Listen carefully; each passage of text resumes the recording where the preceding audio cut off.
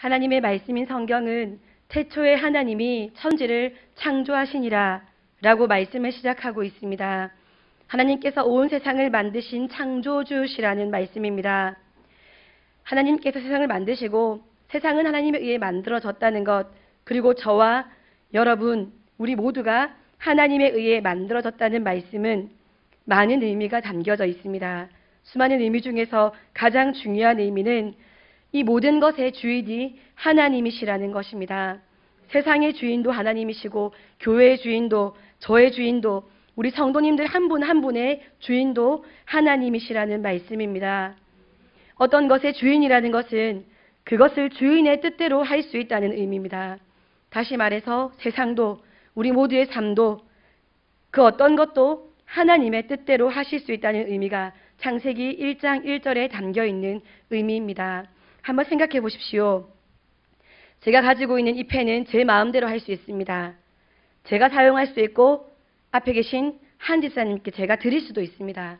꾹꾹 눌러 적을 수도 있고 살살 연하게 적을 수도 있습니다. 사용할 수도 있고 아끼느라 사용하지 않을 수도 있습니다. 볼펜임에도 불구하고 제가 이것을 글 쓰는 데 쓰지 않고 무언가를 가리키는데 사용할 수도 있습니다. 다른 사람이 그것을 보고 왜 펜을 글을 쓰는 데 사용하지 않고 그렇게 물건을 가리키는 데 사용하냐? 라고 말할 수 있지만 어쨌든 이 펜을 쓸지 말지, 가리키는 데 쓸지, 글을 쓰는 데 쓸지 그 모든 것을 결정하는 것은 저입니다. 왜냐하면 이것은 저의 것이기 때문입니다. 그렇게 보면 내 마음대로 되지 않는 것은, 제가 마음대로 할 수 없는 것은 그것의 주인이 제가 아니라는 말입니다. 심장을 내 마음대로 빨리 뛰게 했다가 또 내 마음대로 천천히 뛰게 했다가 그럴 수 있습니까? 없습니다. 그 말은 심장이 내 것이 아니라는 말입니다. 맞습니까? 생각보다 내 마음대로 할 수 없는 것들은 상당히 많습니다. 그리고 그것들은 대부분 아주 중요한 것들입니다. 혹시 우리 류소연 선생님, 엄마, 아빠를 골라서 태어났습니까? 네? 아니지요. 저 흔한 성은 가지고 싶지 않아. 김이박. 그런 성 가지고 싶지 않아. 나는 류씨 성, 아주 특이한 성을 가지고 싶기 때문에 류씨 성을 가지신 우리 아버지에게서 태어나야 되겠어 라고 결정하고 소연 선생님이 정해서 류 집사님에게서 태어난 것이 아닙니다. 혹시 우리 성도님들 중에서 나는 몇 년도 몇 월 며칠 몇 시에 무슨 계절에 태어나고 싶다 라는 것이, 난 여름이 좋아, 그래서 여름에 태어날 거야, 혹시 그렇게 태어나신 분 계십니까? 없으시지요. 내 마음대로 하신 분은 없습니다. 생명을 가지고 이 땅에 태어나는 것, 어떤 부모님에게서 어떤 가정에서 내가 몇째로 태어날지, 그리고 내일 일어날 일, 우리의 마음대로 할 수 없는 일입니다. 아무리 더워도 우리는 햇빛을 없애지 못합니다.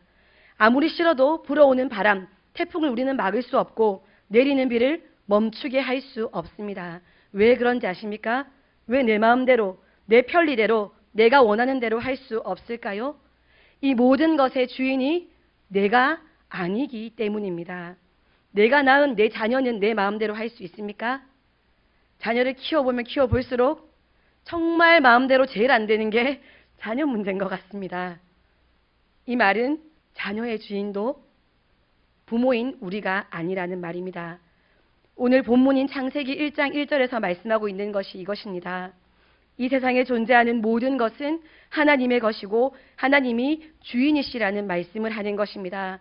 우리의 생명이, 우리의 인생이, 우리의 미래가, 우리의 자녀들이 하나님의 것이고 그래서 하나님의 뜻대로 되는 것입니다. 절대로 내 뜻대로 되지 않습니다.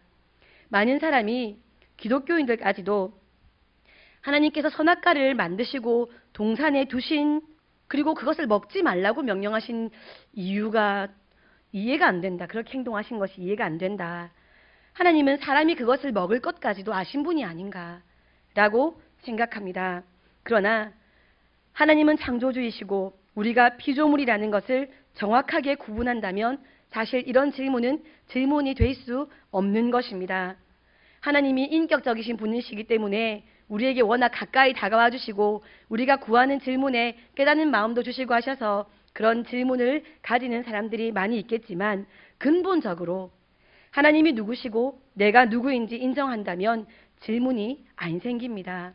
천지를 만드신 하나님께서 선악과까지 만드셨고 그것을 사람에게 먹지 못하게 하겠다고 하셨는데 만들어진 사람이, 지음받은 사람이 그것을 왈가왈부할 수 없습니다.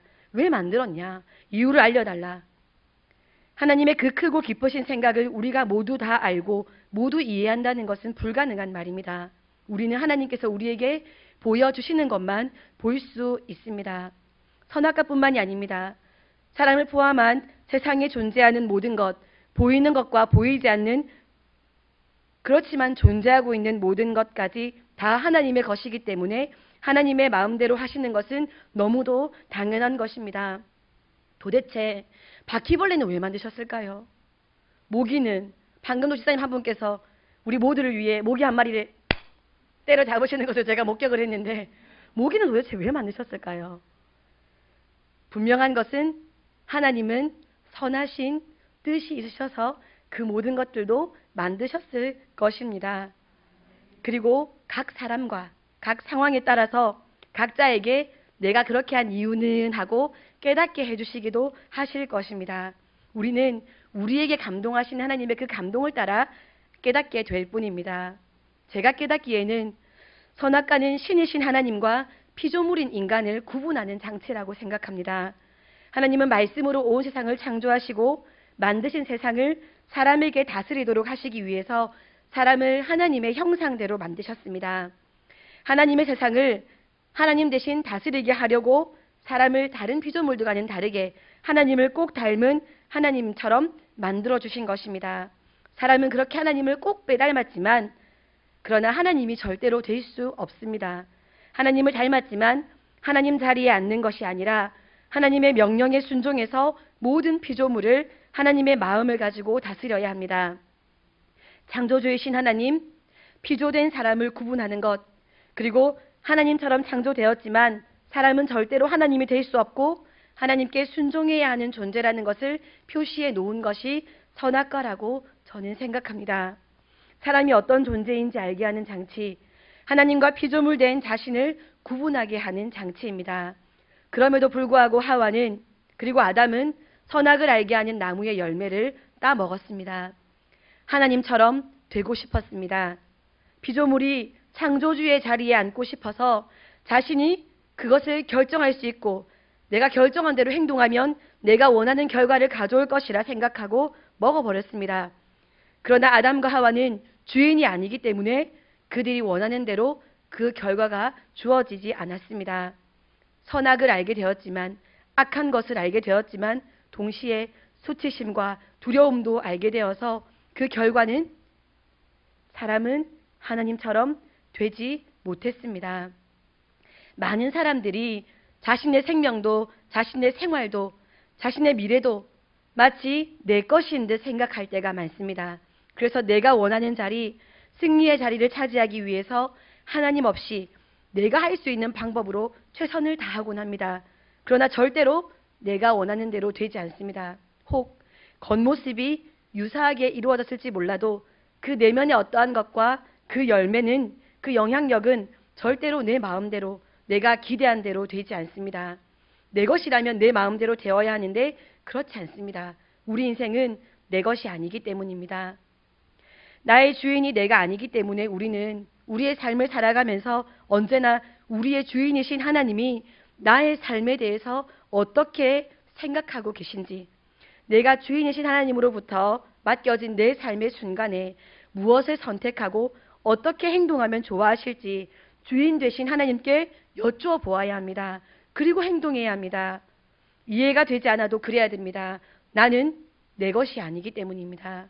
그런 순종이 있을 때, 그런 바른 구분을 하고 우리의 삶을 살아갈 때 그 이후에 주어지는 우리의 삶의 모습을 바라보면서 우리는 하나님의 깊은 사랑과 뜻하신 바를 깨닫게 되고 감동하고 감격할 수 있습니다. 인간의 제한된 언어와 두뇌를 가지고 하나님의 어떠하심과 하나님의 일하심의 순서를 먼저 이해한 후에 내가 움직이겠다라고 생각하는 것은 순서가 잘못된 것입니다. 우리는 피조물입니다. 지난 주일에 담임 목사님께서 온유함에 대해서 설교를 해주셨는데 당위성 때문에 순종하는 것이 온유함이다 라고 말씀하셨던 것이 혹시 기억이 나십니까? 바로 주부에 제가 당위성 때문에 순종해야 된다. 이해가 되니까 순종하는 것도 아니고 겁나서 순종하는 것, 당위성 때문에 순종하는 거다. 이렇게 제가 딱 적었습니다. 저도. 그분은 우리의 주인이시기 때문에 우리는 당연히 마땅히 그분의 말씀에 순종해야 됩니다. 그분의 명령을 따라 사는 것은 그냥 당연한 것입니다. 더 설명하고 뭘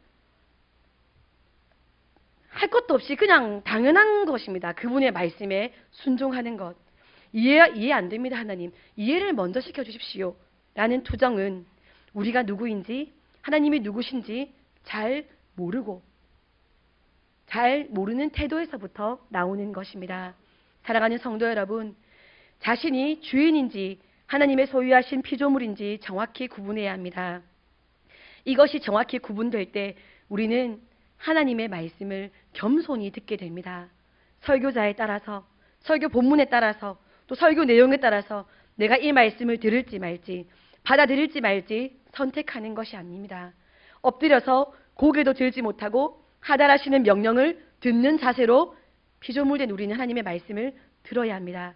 그런데 바른 구분을 가진 사람은 들어야 합니다가 아니라 그냥 그렇게 듣게 됩니다. 나는 피조물이기 때문에. 동시에 우리는 하나님께 정말로 정직한 기도로 나아갈 수 있습니다.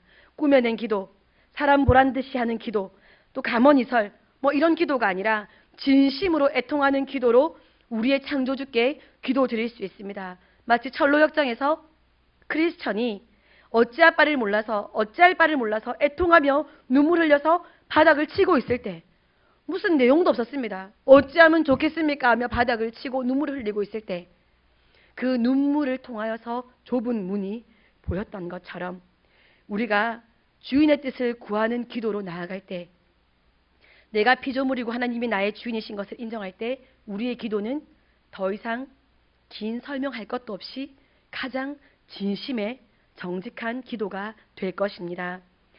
주인의 뜻을 구하는 기도, 주인의 명령을 듣는 피조물의 자세가 설교를 하는 시간에, 기도하는 시간에 저절로 나오게 되는 것입니다. 이것의 구분이 명확히 되지 않으면 내가 하고 싶은 것, 세상이 말하는 것, 대다수의 사람들이 움직이는 방향을 따라 내가 서 있게 되고 따라가게 됩니다. 도리어 하나님께 내가 원하는 것을 요구하는 삶을 살게 됩니다. 한 아파트를 건설하면서 광고를 하는데 이런 문구를 사용했습니다. 같은 하늘 아래 다른 세상에 산다. 이 말은 아마도 다른 사람들과 같은 나라, 같은 도시에 살고 있지만 지금 우리가 지을 이 아파트에 살게 되면 당신은 다른 사람들이 누릴 수 없는 삶, 훨씬 더 멋들어진 삶을 살 수 있을 것입니다. 라는 뜻으로 이 광고 문구를 적었을 것입니다. 같은 하늘 아래 다른 세상에 산다. 세상에 있으나 세상에 속하지 않은 사람, 유사한 말인 것 같습니다. 나의 주인이 나라고 말하는 사람과 나의 주인이 진정으로 하나님이시라고 고백하는 사람, 어떤 차이가 있을까요? 같은 하늘 아래 살지만, 같은 세상 속에 살지만 매일 밥 세 끼 똑같이 먹고 똑같이 공부하고 똑같이 일하고 똑같이 잠을 자지만 나의 주인이 하나님이시라는 것을 진심으로 고백하는 사람은 여느 평범한 사람과 엄청난 차이가 있습니다. 세상은 더 많이 모아서 아끼면 잘 산다고 말하는데 하나님은 나누어 주는 것이 잘 사는 것이라고 말씀하십니다. 세상은 나를 도울 수 있고 나에게 힘이 되는 사람들에게 뇌물을 써서라도 잘 보여야 한다고, 좋은 관계를 유지해야 한다고 말하는데 하나님은 가난하고 불쌍한 사람들, 도저히 너에게 아무것도 갚을 수 없는 사람에게 돈과 우리가 가진 것을 사용해야 한다고 말씀하십니다. 세상은 이 세상을 의미 있게 살려면 더 높은 자리에 올라가야 한다고 하는데 하나님은 낮은 곳에서 섬기는 사람이 큰 자라고 말씀하십니다. 세상은 힘 있는 사람을 쓰지만 하나님은 약한 사람을 쓰신다고 말씀하십니다. 주인이 누구인가에 따라 사는 방법이 엄청나게 다릅니다. 바라보는 곳이 다릅니다. 꿈꾸는 비전이 다릅니다. 삶의 자세가 다릅니다.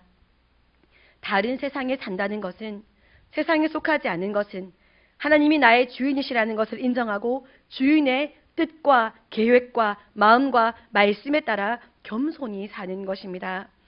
우리가 다른 나라에 가면 그 나라의 법을 지켜 행해야 하는 것처럼 하나님의 나라에 사는 하나님의 백성, 하나님께서 지으신 피조물인 우리는 하나님의 법에 따라 살아야 합니다.